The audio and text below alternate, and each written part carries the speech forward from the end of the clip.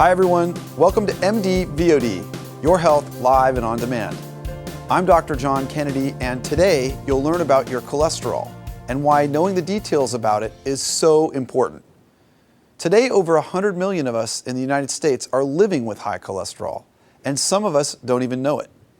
Having high cholesterol puts you at risk for heart disease, the leading cause of death in the United States, and people of all ages and backgrounds can get it. As we do with every illness, we'll help you understand what the disease is, who's at risk, what the symptoms are, how to diagnose it, and available treatments and therapies. We'll also discuss the consequences and the realities of living with high cholesterol, including insurance coverage and related costs. Later, I'll be joined by former president of the American College of Cardiology, Dr. Ralph Brindis, one of the leading experts on this disease, who will answer your questions. So join us as we simplify this common and treatable disease and arm you with the tools you need to lower your cholesterol. Hi everyone, welcome back to MD-VOD, where we're talking today about cholesterol. The reason knowing your cholesterol level and treating it if elevated is so important is because high cholesterol is directly related to your risk of a heart attack, which affects approximately 1 million Americans each year. And we know on a general population basis that the higher your cholesterol level, the higher your risk of developing blockages in our arteries, leading to both heart attack and stroke. And here is an example of an artery with a plaque buildup. You can see how the yellow fatty plaque is made of cholesterol, which can weaken the blood vessel and decrease blood flow. The higher our cholesterol, the higher the likelihood of developing a heart problem, because cholesterol is part of the plaque that clogs our arteries, leading to heart attack and strokes. Approximately 1 in 6 adults, that's 16% of the US population, has high cholesterol. And people with high cholesterol have approximately twice the risk of heart disease. In general, a high level is above 240, and a desirable level is less than 200. Our average level in the United States is about 200, which is considered borderline high risk, which we can definitely improve on. And more women than men have high cholesterol in the United States. So we've identified that the higher your cholesterol level, the higher your risk. Most people with high cholesterol don't have any signs or symptoms, though in some familial or inherited forms of high cholesterol, we see changes in the eyes, known as arcus senilis, or thickening in the Achilles tendon, known as tendinous xanthomas. So, other than rare inherited forms, most people with high cholesterol don't have signs or symptoms.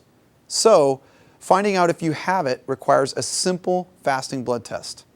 To help us better understand cholesterol and to get the real skinny on fat, we're joined by renowned cardiologist and past president of the American College of Cardiology, Dr. Ralph Brindis. So we're back here on MD-VOD with expert cardiologist and former president of the American College of Cardiology, Dr. Ralph Brindis. Welcome to the show, Dr. Brindis. It's great to be here, John. We'll be sending our audience details about specific goal cholesterol numbers, though in general, what do you consider to be high cholesterol and how do you make the diagnosis? Well, to make the diagnosis of elevated cholesterol actually requires a blood test, typically done in a fasting state. What is amazing in the United States and worldwide is how what's considered a normal cholesterol and elevated cholesterol, normal being less than 200, elevated being a high total cholesterol over, let's say, 240 or 250, is markedly more than what we were as hunters and gatherers or apes and primates or even in infants, where LDL cholesterol, bad cholesterol, was in the 30 to 50 range. It's amazing how our processed, fat-laden diet has changed what is considered normal in the United States. Wow, it's a great take-home. And would you say that in general, the higher our cholesterol, the higher our risk for heart disease? Absolutely, John. And although that's really a population-based fact, there is no doubt that the higher your cholesterol level is, increases your risk for cardiovascular disease, and the converse is true, particularly in patients with known cardiovascular disease. If we can lower their cholesterol levels to certain targets, we could markedly decrease their risk for having another heart attack or even death. That's a great point. So So treating our cholesterol lowers our risk of having a cardiac event. And what's all this? The talk about high HDL and low LDL. What's the difference between good and bad cholesterol? Another great question, John. LDL is considered the bad cholesterol and the one that has been most studied in terms of assessing risk. For patients, for example, for primary prevention with no prior history of cardiovascular disease, we have a target of having an LDL cholesterol less than 130. With patients with cardiovascular disease, the target is less than 100 for their LDL, their bad cholesterol, and ideally close to 70.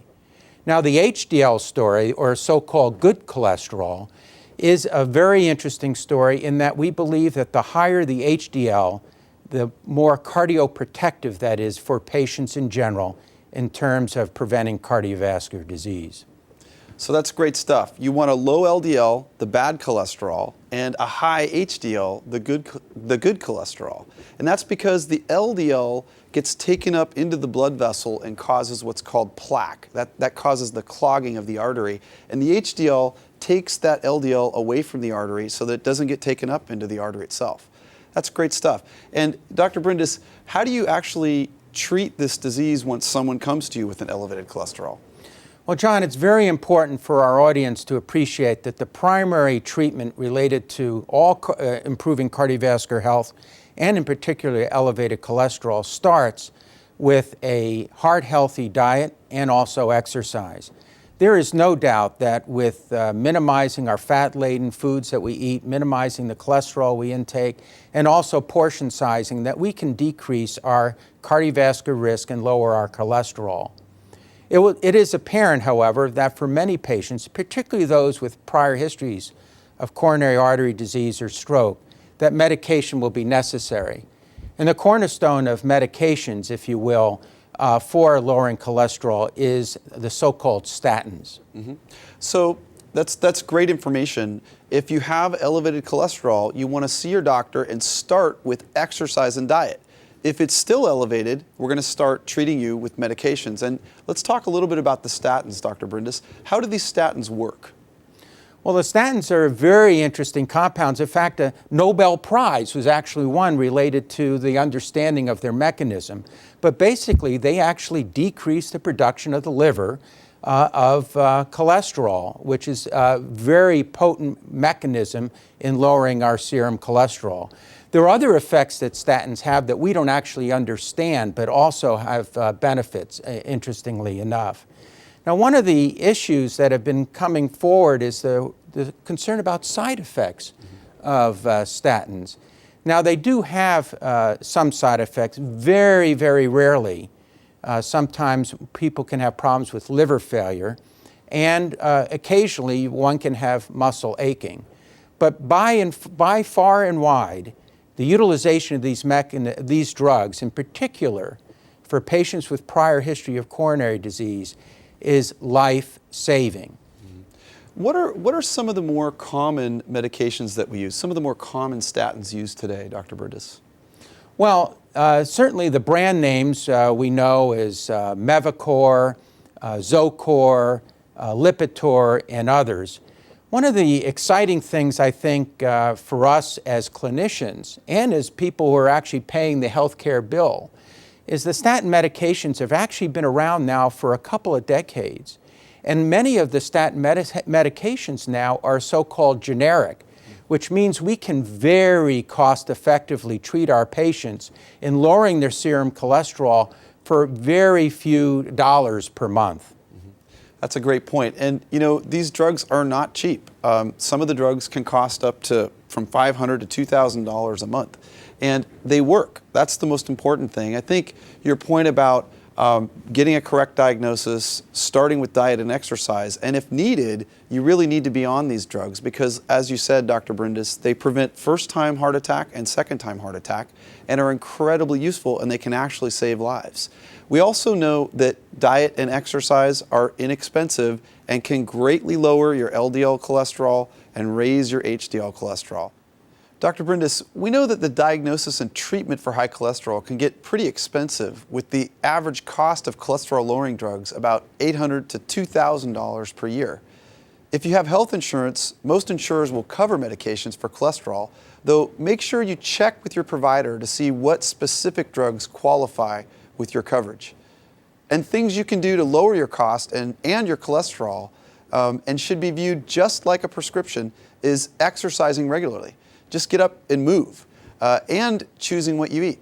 Just by walking briskly 30 minutes 5 times a week, you can significantly lower your LDL and increase your HDL. And by eating lean meats, more fish, fruits and vegetables, you can greatly reduce your total cholesterol. Doing both will either lower the amount of drug you need each day or decrease the need for the drug altogether. And on that note, stay tuned, because up next on The Pulse, we'll bring you late-breaking research studying the benefits of lowering your cholesterol. We're back on MD-VOD, where we're talking about cholesterol. And as with any medication, the benefits really need to outweigh the side effects and risks. We've heard a lot about the side effects of cholesterol-lowering medications, though in recent meta-analysis, where a number of studies were combined, patients with high cholesterol treated with statins were found to be less likely to have cardiac events compared to those not taking drugs. Dr. Brindis, what do you think accounts for these findings? Well, the lowering effects of statins has many effects on what our coronary arteries, occurs in our coronary arteries. First of all, there is evidence of regression of coronary artery plaques within the coronary arteries when we actually look through angioscopy at these vessels. In addition, we also stabilize the plaques, so the chances of them rupturing, which is what actually cause a heart attack, is markedly less. And there are also many other effects of statins that we think are beneficial that we actually don't fully understand. Thanks for the clarity on this subject, Dr. Brindis. This is great information. So if you're talking about treatment with your doctor about the risks and benefits of cholesterol medication, remember, recent and past medical research shows the tremendous effectiveness of these medications. Thank you, Dr. Brindis. Outstanding stuff. Pleasure to be here, John. Next up, our Apple a Day segment. Find out how to keep your cholesterol in the normal range without medication. Is it possible to keep our cholesterol in check and prevent it from becoming elevated? Well, it's possible. In fact, studies show in addition to regular exercise, eating power foods like oatmeal, walnuts, almonds, soy products such as tofu, and freshwater fish can greatly reduce our cholesterol levels. So that's the skinny on fat. And make sure to log on to emPOWERme.tv to catch anything you missed here on today's show, where we talked about the diagnosis, treatment, and other vital information about your cholesterol. Thank you for joining us, and I hope you found this information about cholesterol helpful. I'm Dr. John Kennedy, and you're watching MD-VOD, your health live and on demand here on emPOWERme.tv. And don't forget to like us on Facebook, follow us on Twitter, and share us with your friends and family.